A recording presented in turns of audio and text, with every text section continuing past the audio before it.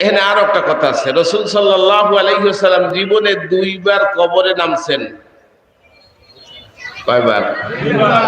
এই একজন আব্দুল্লাহ, এর জন্য কবর করা হয়েছে, নবীজি নিজে কবরে বেঁধে নামছে, নেমে হাত দুইটা বাড়াই দিচ্ছে, তোমাদের ভাইয়ের লাশ আমার হাতে দাও। হযরত আবু বকর আর ওমর এই দুজনে ধরিয়া রাসূলের হাতে লাশ উঠিয়ে দিচ্ছে। নবীজি নিজে লাশ শোয়াইছে, ডান কাত করে কিবলামুখী করিয়া ওখানে বসে দোয়া করে, ইয়া আল্লাহ, আল্লাহ আমি এই বান্দার ইন্তেকালে আগ পর্যন্ত আব্দুল্লাহ প্রতি আমি তোমার নবী, আমি রাজি আছি, তুমিও রাজি হইয়া যাও। হযরত আবু বকর বলেন, ইয়া লাইতানি, আহারে আফসোস, এই লাশটা যদি আমি হইতাম, রাসূল যদি আমার দাফন করে বলতে যে মাওলা হে আমি রাজি, তুমিও রাজি হইয়া যাও, এটা যদি আমি হইতাম। আর ওই রাইতে দাফন করেছে বিদায় একটু আলো লাগে না? হযরত বেলাল আলো